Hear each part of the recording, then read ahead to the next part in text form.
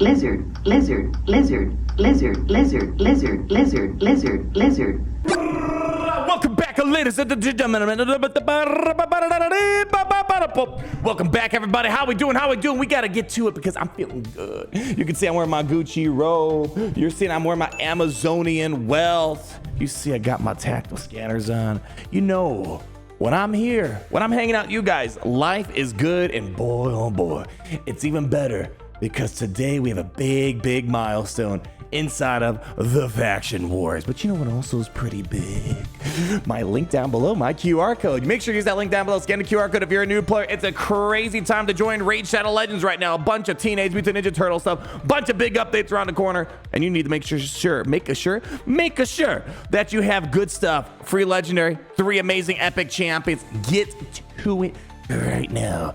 And funny enough, actually, there was no Lizardmen in there. Never mind, I was about to say I used one of those, but no, they're not what we're doing today. Today, what we're doing is we're taking on a big chunk of a part of Faction Wars that I was neglecting for a long time.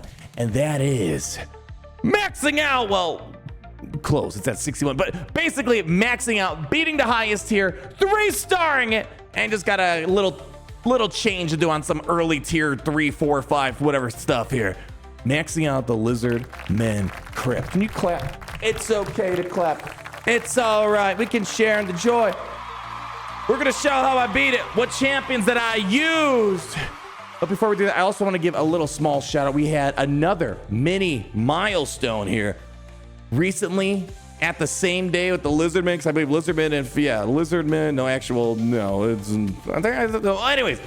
The Sylvan Watcher crypt, I was stuck at 61 out of 63. I couldn't 3-star the final tier.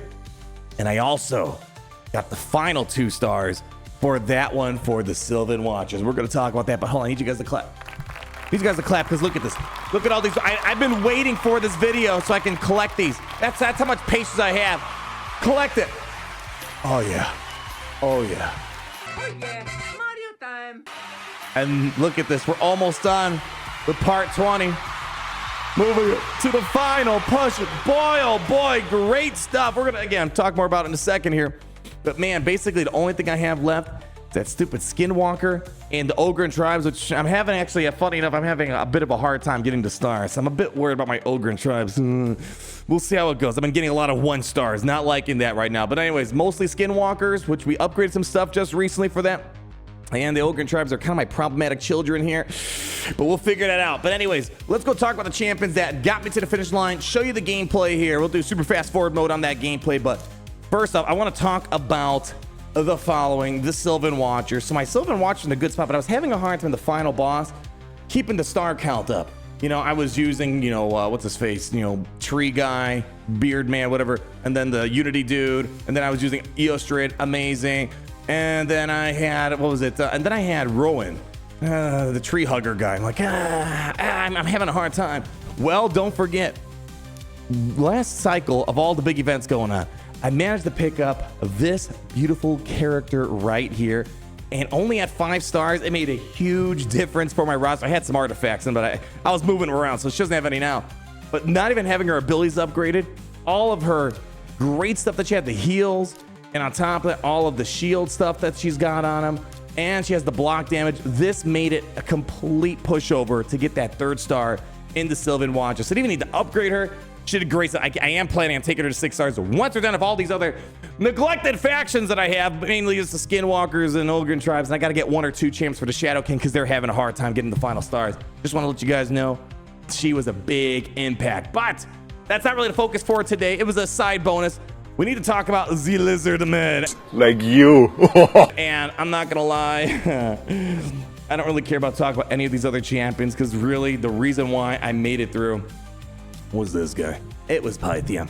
He's the reason why. I mean, yes, everyone else helped out. They got some damage on the field, which was important because Pythium couldn't solo and we would be losing people. But realistically, this guy carried hard. I got this fortunately as one of my earlier first 5-ish legendaries in this game that I pulled from shards. He is a massive champion to get in your roster, reviving everybody, get the strength in on him, great stuff, constantly healing, removing debuffs, solid unique ability on top of that. receiving less damage for each buff on them. Amazing, amazing stuff that Python's bringing to the table. So realistically, it was this guy, but of course, I don't want to neglect everybody. Aox, to remember, pretty solid epic champion. Also very helpful. It's probably the second most important one that I have here. Being able to increase the duration of 2 random debuffs. Beautiful stuff here. Being able to control them with decrease attack, decrease a crit rate.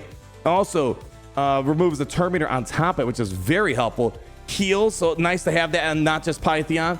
And then, of course, the basic also has got a little poison, but this ability right here, super, super helpful. Being able to just remove the Terminator by 20%, and also even, yeah, what was this? Yeah, whatever. Super helpful. So I want to give credit where credit's due for that. Third most impactful was Venom Mage. Super duper helpful when it came to this, with the healing abilities, cool stuff, but also just being able, this pretty much this is my main damage.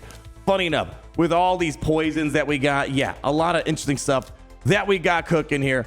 But it's funny, my 2 other legendaries, not very helpful. Now, to be fair, when I didn't put the greatest of artifacts in them, so maybe it's a me problem. Yeah, what else is new?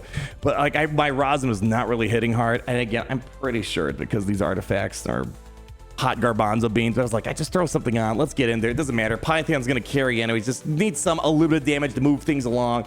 And then same thing with Fushan. You know, it wasn't really anything crazy. You know, it's like, you know, when I look at my Sacred Order, my dwarves, like, again, similar artifacting, like they're hitting for like 60, 70, 80,000 damage. These guys, I swear, they're like hitting for like 10,000 at best here. But I digress. We're going to roll some of that gameplay right now so you can see it all in action. We're going to go super fast forward mode in 3, 2, 1. Super fast forward mode. There you go. Essentially, I mean, do I really need to explain much? We're going to just blitz down to the final boss. And all it really came down to was Aox and Python just basically keeping the team alive, keep popping the heals, keep getting the revives. Kind of got involved towards the end. I was like, all right, let's make sure we're not losing anybody towards the end here. You know, it's like, we're losing people. Python, pop a revive. Give me some Terminator removal. Give me some of these debuffs. Bada bing, bada boom.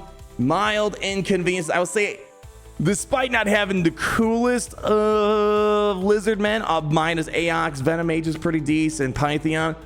This actually felt like was less painful than the orcs. For whatever reason, I had a hard time with orcs, you know. Then eventually I booked up Seer and then was super easy. But even then, it would take me like 25 minutes to beat it. Or before I booked up Seer, it was taking me like freaking, I hit the max turn count of 1,500. So even though I wasn't super enthusiastic about this faction, happy to finally take out the highest tier. But again, it hammers the point home. The most important thing for me in faction wars, I mean, yeah, in a perfect world, you'd have amazing damage dealers that just blow everyone apart before they even die. The revivers are the most critical component of faction wars. A great reviver gives you so much wiggle room where you can kind of have 5-star, 4-star garbage characters to upgrade. As long as you have a great reviver like Python, you're in a really good spot, which is an issue I'm having for some of my other factions where I don't have a great reviver and I'm losing people. And you might have one good damage though that's carrying, but if you're not getting max stars, you're running into a little bit of a problem. But that's going to wrap it up for today, my friends. Wanted to share the big milestone. We are getting incredibly, incredibly close to maxing out this faction wars finally.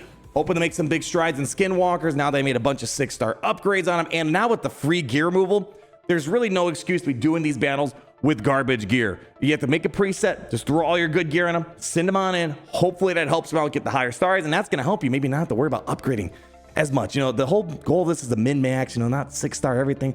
I like the 6-star as much as possible because I'm going to use the champion somewhere down the road anyways, but we're making good progress. We're getting pretty close to that finish line here. I can smell it. I'm thinking what? You know, maybe another month or so, you know, as long as I'm making sure I don't miss these factions when they open up. We have 2 days for Skinwalker, and then we have Ogre and Tribes coming in another 6 days, so we got a bit of time for that. And then Shadowkin, I probably should upgrade them so I'm not stalling too much. I don't know. We'll see how it goes, everybody. But thank you so much for stopping by. Thank you for helping me push further into faction wars. Make sure to use the link down below. Scan the QR code of infinite knowledge. You know what I just realized? I'm a bit sad. I maxed out the Lizardmen crypt because we have Michelangelo as a free character. I could have, you know, thrown him in there. And, well. Anyways, link down below. Scan the QR code. For all the new people out there, you're going to get 4 amazing champions right away. A free legendary Karato. And then 3 amazing epics on top of that. Leave that like, comment down below, subscribe so you're not missing a thing. And always remember, It's great to be a Lizardmen overlord today. Yes! See you guys later.